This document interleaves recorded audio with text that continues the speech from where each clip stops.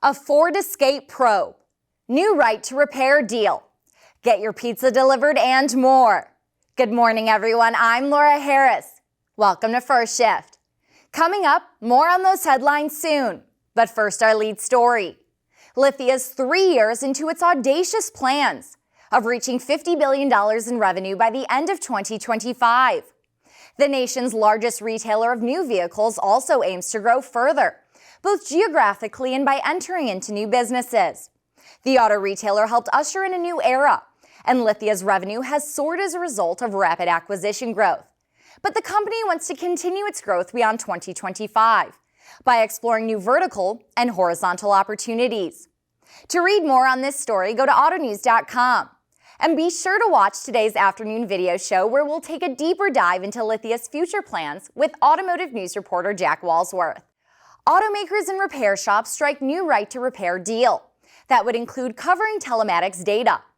The Alliance for Automotive Innovation, the Automotive Service Association, and the Society of Collision Repair Specialists says the updated commitment affirms a 2014 National Memorandum of Understanding between automakers and the independent repair industry. The 2014 agreement gave shops in all states the same access to diagnostic and repair information. Under the new deal, the group said repair shops will continue to have access to that same diagnostic and repair information automakers make available to their authorized dealer networks. Even as technology evolves, that access also applies to telematics data needed to diagnose and repair a vehicle. U.S. auto safety regulators have opened an investigation into older model Ford Escape compact crossovers after reports of an alleged safety defect that could cause the front doors to inadvertently open while driving. According to a federal document, NHTSA's Office of Defects Investigation said it received 118 reports from U.S. vehicle owners, alleging a failure of the spot welds in the check arm bracket for the doors on the 2020 to 21 Ford Escape vehicles. The agency says there have been 25 reports of minor injuries and 1 report of minor property damage related to the issue. You can read more on these stories in our newsletter, The Daily. To subscribe, go to the More section on our website and click Newsletters on the left side of the screen. The U.S. EV market is growing, but not fast enough during the latest quarter at some automakers' dealerships. Unsold EVs are beginning to stack up. According to analysts, slower-selling EVs are automakers' new headache.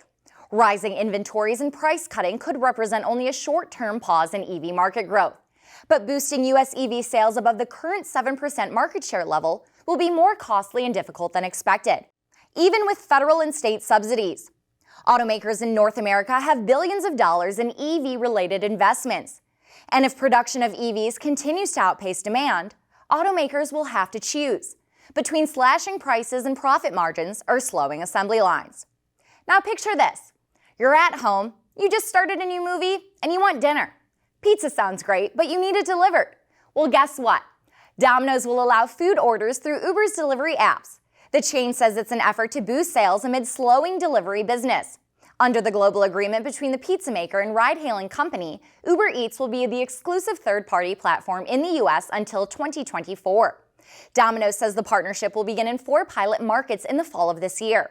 And ordering on Uber's delivery apps is expected to be enabled across the country by the end of 2023. Well, that's all we have for today. Thanks so much for watching, everyone.